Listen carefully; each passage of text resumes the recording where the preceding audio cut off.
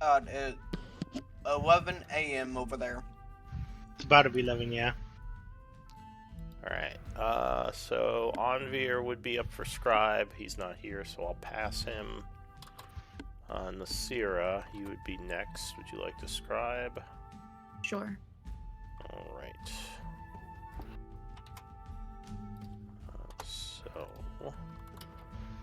It looks like Robert, you were the previous Scribe. Would you be so kind as to give us a recap of last time? Sure thing. The group finds out that the Blackwater Patriarch likes his flings and has multiple bastard children. The group also finds out that he, being Victor Blackwater, gives his bastards positions in his household. Seeing this as an opportunity, Robert attempts to curry favor with him. The group is looking for a way for the girls to get the information they need, perhaps earning favors to get access to the Foxheart Library. Aurora decides to impersonate Voldy's sister and goes shopping with Kocha and spends a load of money on a dress and jewelry acceptable for a noble ball. Attempting to get into the noble part of the city, Robert, Nasira, and Anvir get turned away. Robert tells the guard a story that he is the bastard son of Victor and wants to get to know him. The guards also mention that another claiming to be a bastard recently was around as well. The group was able to gather information on who the person might be, start looking for him. While spending time at the lantern, a Goliath bearing the executioner's symbol enters and Nasira chats him up. At the end of the night, Robert finds Bruga, the man who claims to be a bastard, and approaches him. Right.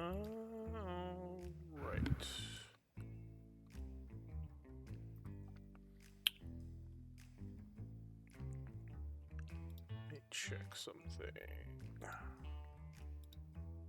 On the die. Alright, so we can pick things up where we left off. We were in the tavern. Yeah, I don't think we had passed the evening. No. Alright, yeah, it was 9 p.m. on the 16th of summer when we had left off. I'm trying to find some info. Maybe I should just make a dates section on the party sheet. Track dates. Or maybe make one in the actual Roll20. I feel like I should do more stuff in the Roll20 to make things a little easier. But it's also things like tracking inventory and that sort of stuff is more complicated in Roll20 versus just Google Sheets. I've felt anyway. Alright, so what do we want to do? I think you said you had gone to speak with Bruga. I don't remember you guys having any real conversations yet, right? Yeah, no, he just approached him, and he said that he'd speak with him after dinner. Yeah. So did you, so you just kind of got up and left and you were going to try to engage him afterwards? Yeah. Alright. What about Nasira? I think I was carousing, but I don't think I was doing anything specific. You were talking to one of the, to the guy who just came in. To, Carrick Talhaven. I have a picture for now. I don't even remember what we were talking about or if I had a plan.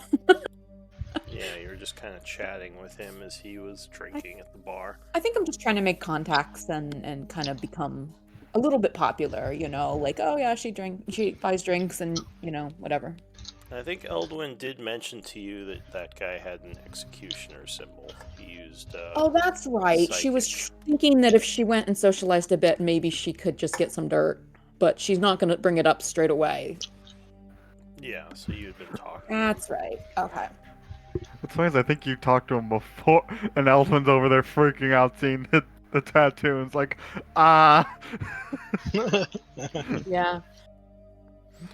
Yeah, so is there any particular thing you wanted to speak with him about, or are you just going to kind of move on after speaking a little bit? Or what are you doing? Does he seem like he's going to be here for a while? Like he's sitting down to gamble or anything? He's not really said much about why he's here. He's mostly just kind of done small chat with you. Give me an insight check, maybe.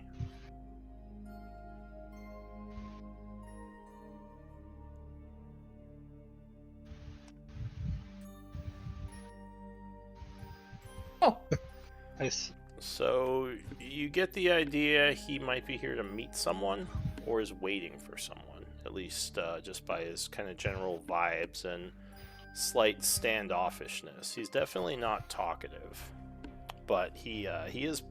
No, I mean, I guess he could be considered polite. Like he hasn't told you to get lost. Though you do get the sense that he is not naturally a talker. Though as he drinks more, he becomes a little bit more outgoing. Okay.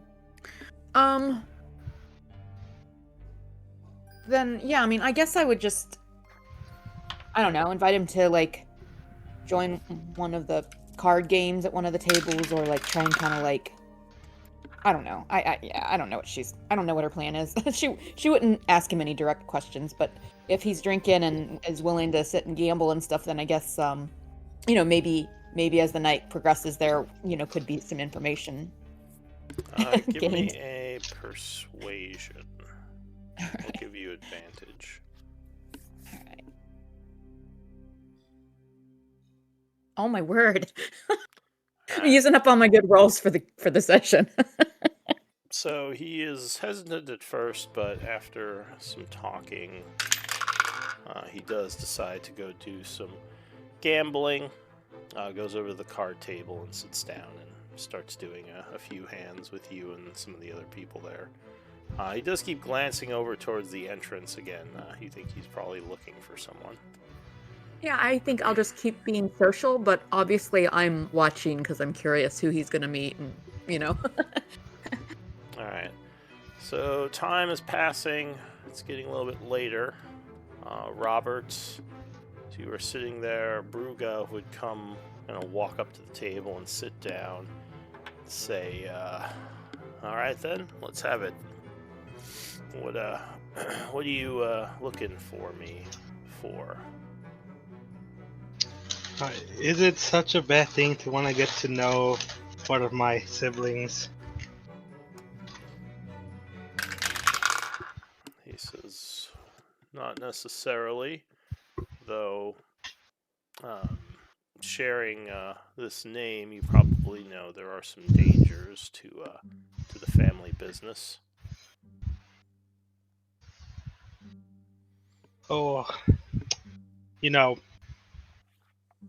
my mother just passed away, and then she told me about him. So I wanted to get to know him. So I asked around town, and I heard that there's multiple of us. Is that true? Give me a deception. Got you. Can I use my inspiration point or insight point or whatever it's called? Yeah, you can use an inspiration point if you want the +2. Right, it's my only inspiration point. I'll also add a tactical mind to it. Alright, so you're using your second wind. And if it's a fail, it's not expended. No, it's not a fail. So he he nods Says, yeah, there are definitely more of us around. Father seemed to get around quite a bit. When did you first find out about your lineage? You said your mother told you on her deathbed? Yeah, I'll come up with some fake story that seems possible. Like, how long is a normal trip from Revan's Pass to here? Probably be at least 2 or 3 weeks. I tell him about a month and a half ago. He says, and you two lived in Revan's Pass. What was your mother's name? Maybe I know of her. I give him some fake ass name, Martha. How do you know that name? No, it doesn't sound You get familiar. a girl.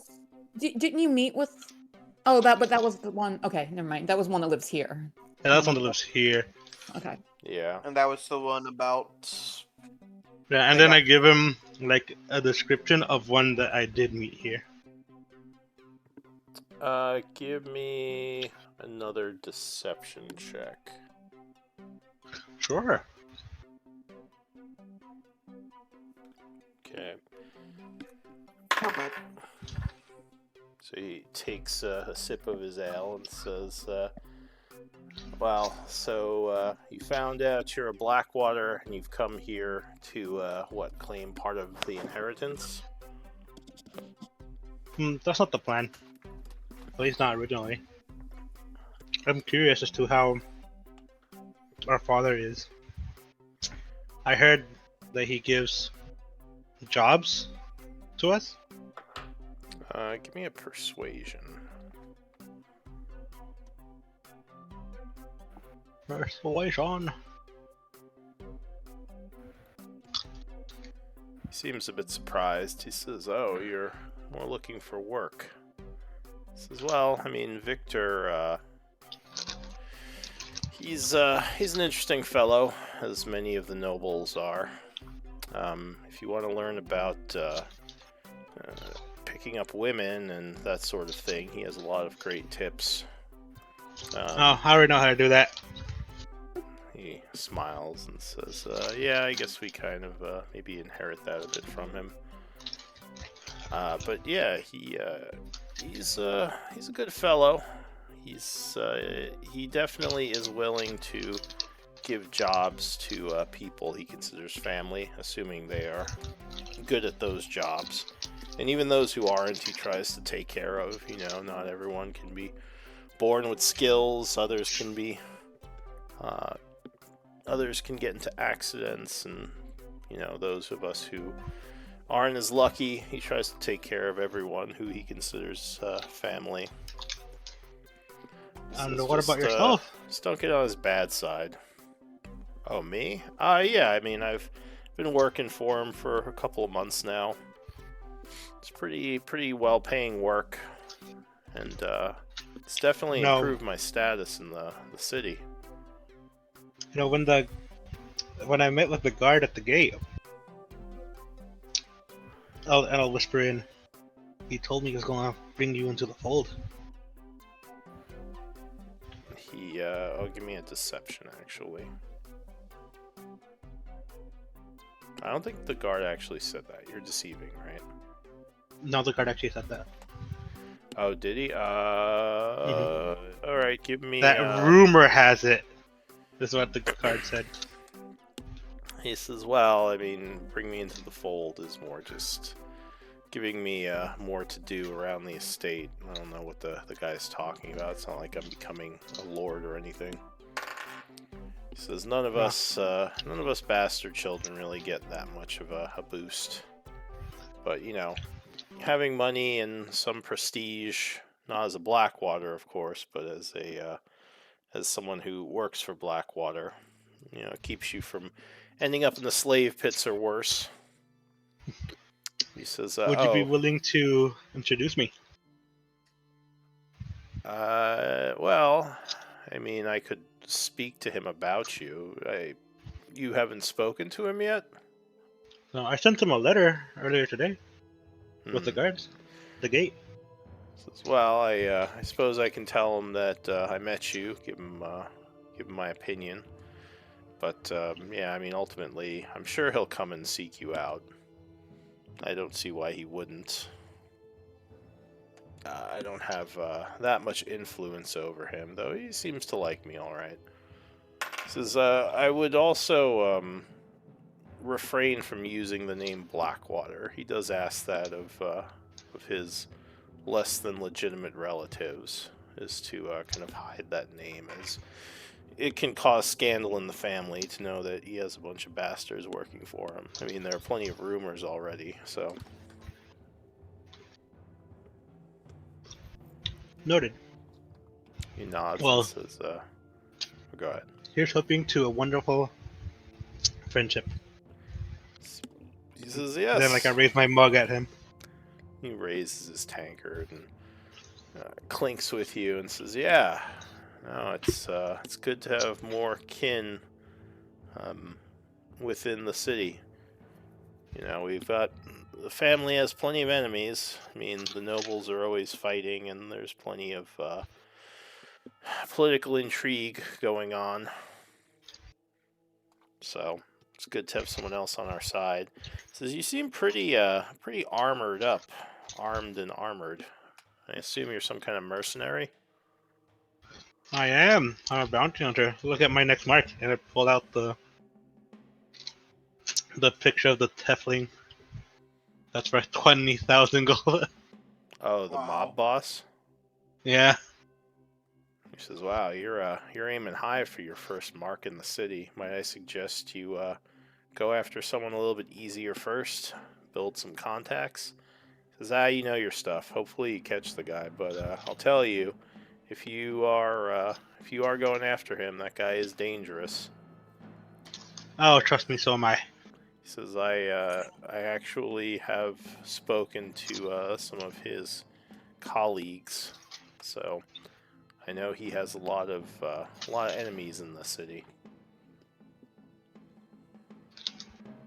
He says, but in any case, yeah, we should talk more later. I hope your meeting with Victor goes well, and we can pick things up from there. Aye. Alright, I just so goes about my day. he Hey. just nods and hangs out for a bit, talking with you. Any other events happening tonight, or should I just pass the evening? Alright. Looks like we're good.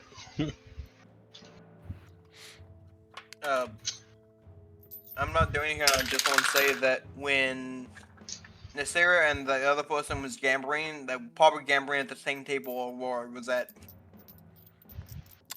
Sure. You could have been playing cards as well. So as it gets later, the Goliath kind of stops and seems distracted and is gonna step away from the table as one of the games finishes. He says, "It was good playing for all of you, but I must get going." He says, "Hopefully we shall speak again, Nasira." And he walks kind of over towards the other side of the tavern. I would be using my false name, not Nasira, with all of my carousing. Oh well, yeah. Then whatever your false name is, I he thought I'd walks written over. somewhere. Yeah. So he walks towards another somewhat armored figure who seems to have just entered the tavern.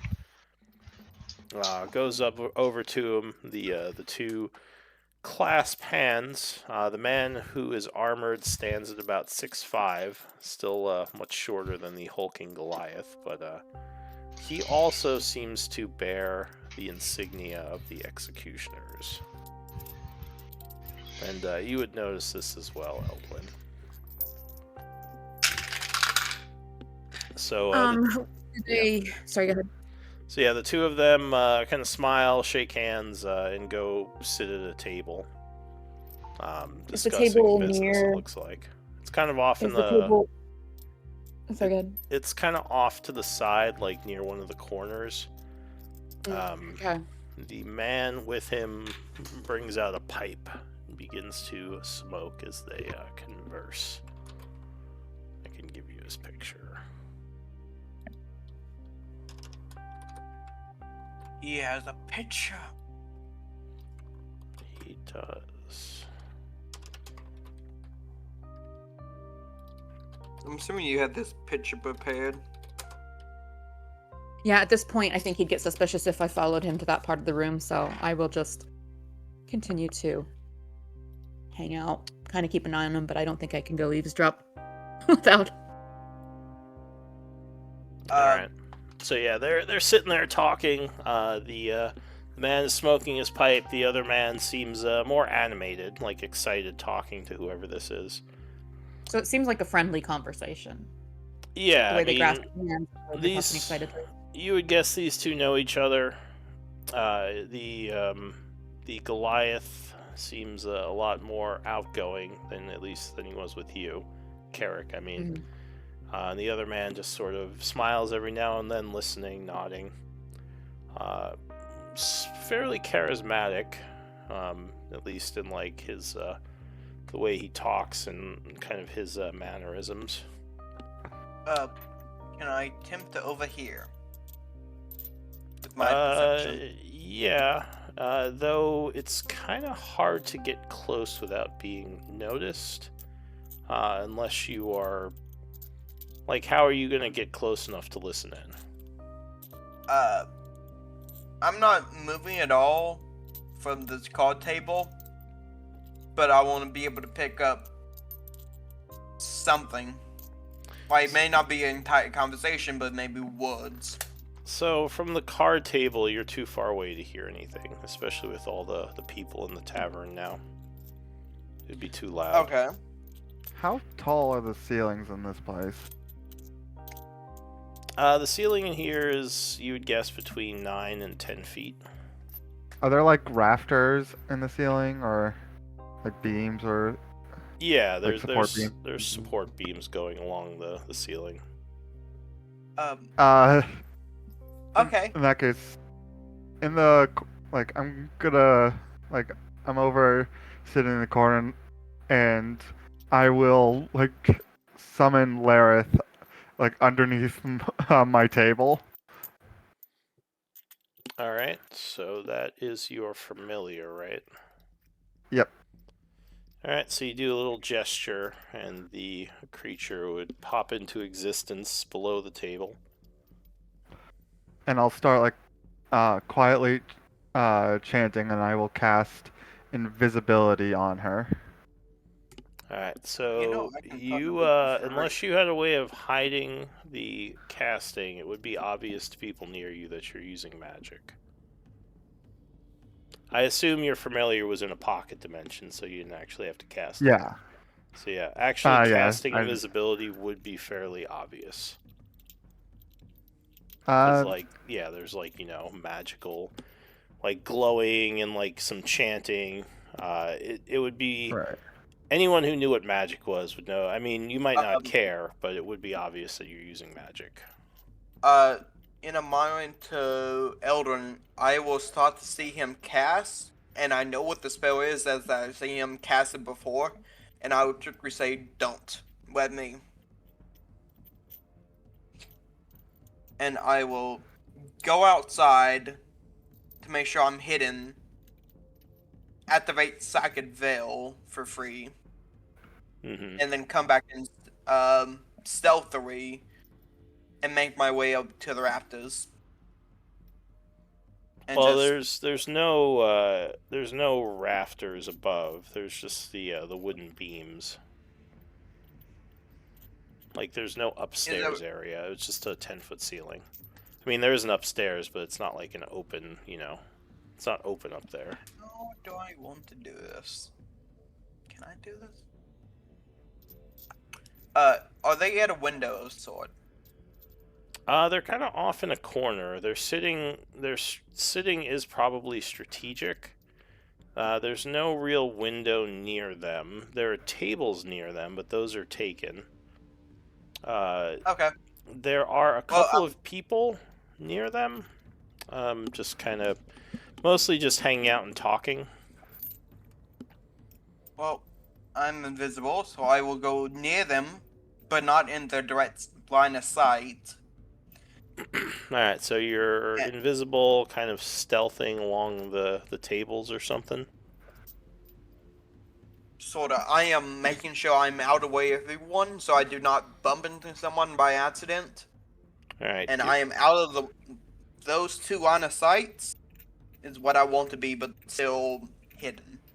give me a Just like stealth check.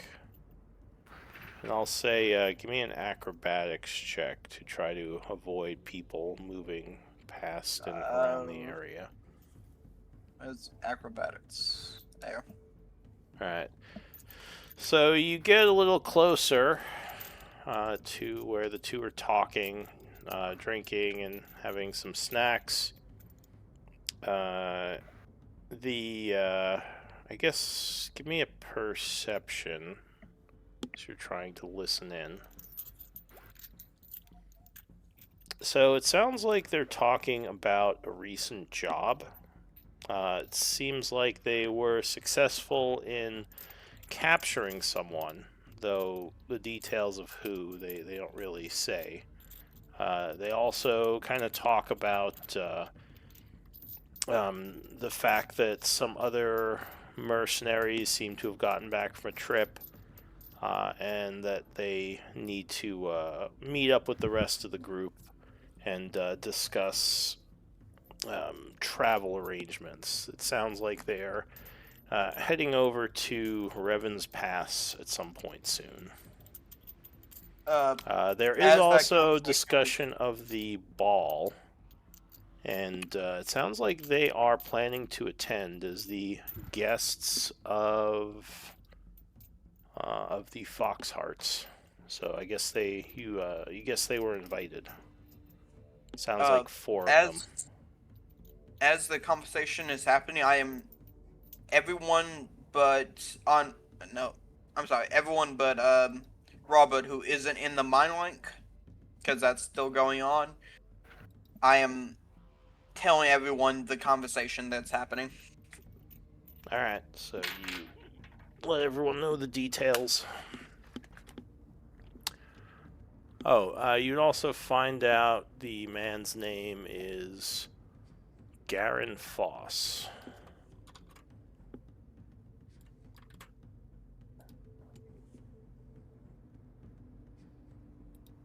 It seems like he might be some sort of, probably some sort of knight, or maybe a former holy man. It's hard to know for sure, just from what they're saying.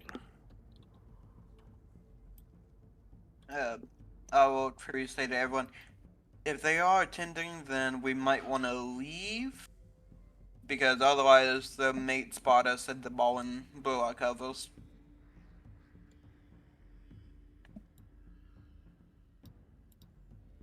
I mean, I've already chatted with them and with the one guy, and you've already sat at a table and played cards with him. So Shit. Yeah. Ah, fuck. Well, I can probably put makeup on and show myself enough so he doesn't recognize me. Alright, so other than that, they just sort of hang out and talk. There's some stories of past jobs and joking, and a little bit later, a woman joins them and sort of chats them up a bit, and they kind of hang out with her. Let me know if anyone is doing anything else, otherwise time is just passing. I will, I guess since he's over, I will quickly dismiss Lareth, and then I will head up to our room. Alright, so you go upstairs. And I'll just I'll tell over the link to Aurora. It's like, let me know when they're on the move. and I will set up uh in our room by the window. What do you mean set up? Like I'll just wait in the room by the window, resummon Lareth there. Alright. So as it gets a lot later, probably around 11 or so, the two of them would head out. Quick question. When did I start the? When did they first join together, so to speak? You mean what time? Yeah, because my invisibility only lasts an hour. Unless I keep up. So he got here about 10, and they hung out till about 11. Okay. I probably would have counted the hours, so right before the hour ended, I would have left upstairs. Probably before they left. Alright, well, yeah, as they're leaving, I guess you would tell Eldwin that they're leaving, right? Yeah. I'll respond like, I'm gonna have Lareth follow them overhead, and I will open the window and cast invisibility on her. Alright, Got it. so she follows them. They head southwest down the path to where the guards are, and it looks like they are going through the gate to the noble part of town. I will. It's like I will have her continue. Like I'll give her instructions to continue following her for the whole hour, or as far as she can. Alright. So they go through the gates. They head south through the kind of the farmland area, and they end up going to Foxheart Manor. Is she going to attempt to follow them inside? If she thinks that she can, because I can't communicate with her at this point. Alright. It's only within 100 feet. Alright, so she says she will try.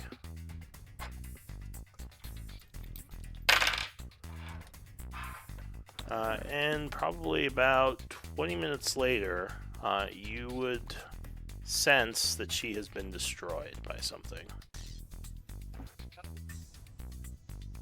Alright. I will start ritually casting Find Familiar then.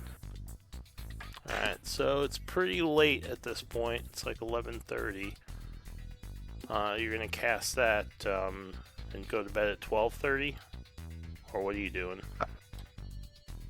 At the very least, because I want to hear what happened, like what she saw, get the update. Alright. So you are chanting, doing your ritual, and at 12:30 you bring her back. She tells you that she doesn't know how she died, but she was hit with a magic missile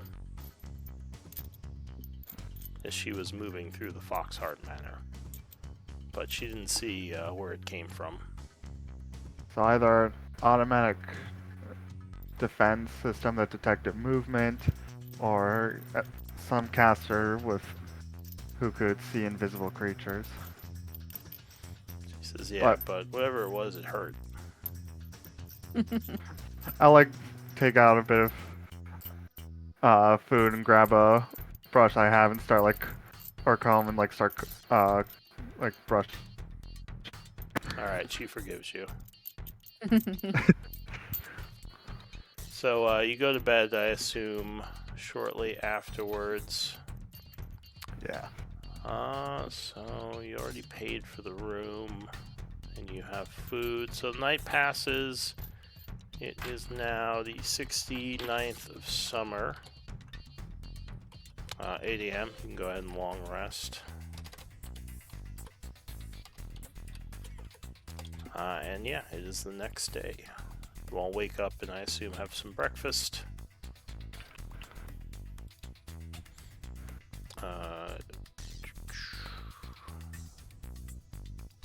Voli seems very happy. He says, it's good to stay in civilized areas again. I mean, no shade to our little colony, but this is the life. He says, I would very much like to stay in one of the fancier hotels next time. Didn't we stop at a pretty fancy hotel? He says, well, yes, I mean, this one is fancy, but there are definitely better ones within the city. Huh. My sister had put me up at a few. Still, I had heard good things about the Lantern. I'm glad to see they were not unfounded. He says, how did all of your rests go? Well, it beats sleeping in the hammock. He says, exactly. It's good to have the amenities of the civilized world, rather than sleeping on a floor in some cold dungeon. Yeah, but there's no baths here, so I don't know. He says, oh, there's baths. You can get a bath if you want.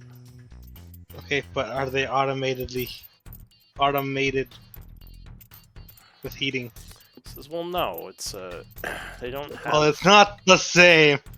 He says, you just have to go to the front desk and tell them that you want some of the maidens to bring up a tub and water. He says, actually, I was thinking about doing that tonight. Could use a bit of cleaning. Yesterday was drinking and relaxation. Tonight, some cleaning. He says, though, I don't think they wash you. That might be an extra service you have to pay for.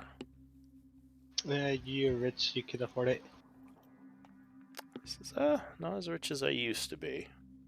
But, you're right. I probably could splurge a bit. Treat yourself.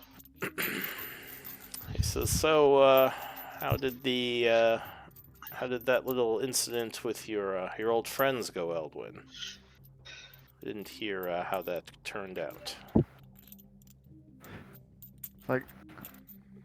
Unfortunately, it didn't go far. Lareth was able to track them down to the Foxheart's Manor, but when she went to follow them in, she was struck by a magic missile from somewhere. She wasn't able to see where. I'm sorry, but who's Lareth? This is his familiar. With what? You know, that creature he summons to scout? I summoned Lareth on top of his head. What? It's an owl, right? Yeah. Woo! Yes, that's the one, Bully says, pointing up at Lareth. This is my first time ever seeing this thing. He picks And it up poops out on of his head. Rob's head. Ooh, it flaps its wings a bunch. Bully says, don't upset the owl. It has been known to peck people. Especially angry combatants to distract them. It's like As well. she can be testy when people try to ruffle her feathers.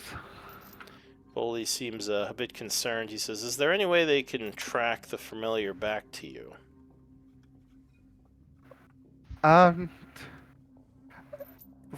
Considering how fast she was disposed of, likely not. And honestly, I'm not possibly they they could possibly maybe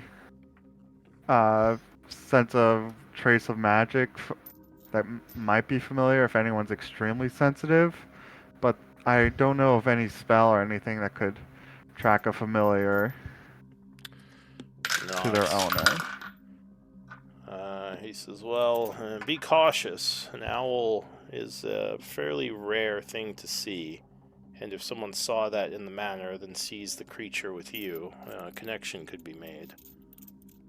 Like, you're quite right about that.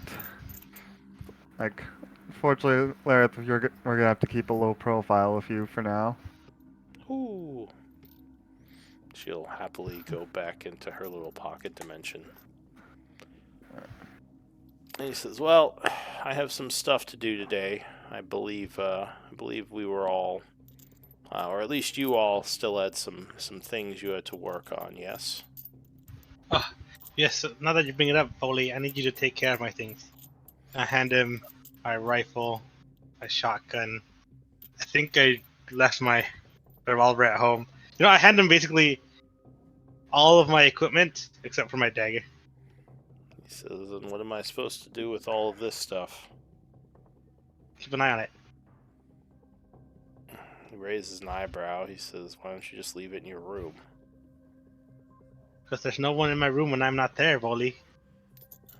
So what? I'm supposed to carry all your weaponry around town on me? Aren't you staying in your room all day?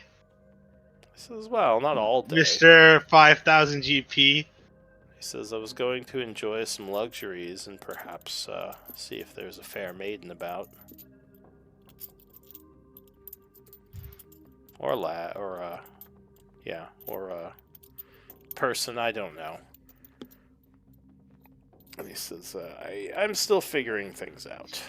But, I mean, how would you feel if I met you fully armed and armored in an official noble meeting? he says, "Oh, right, the Blackwater thing. Yeah, I guess it's probably a good call then. All right, another favor for you then. I feel like these are adding up." Yeah. I hand him my longbow, my rapier, my hand crossbow, my Everything but dagger, you said. the bolts, yeah.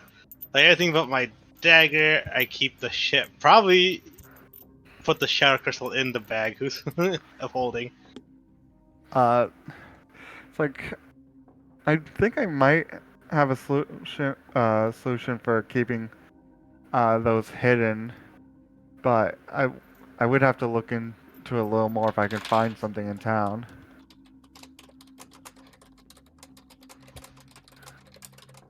Alright, everything that is not on me is ticked off my character sheet. And then I'll use this time to go buy some fine clothes.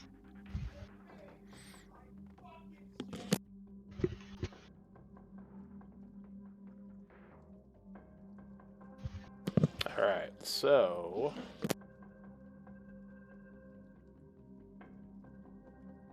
all right, hang on, I'm losing.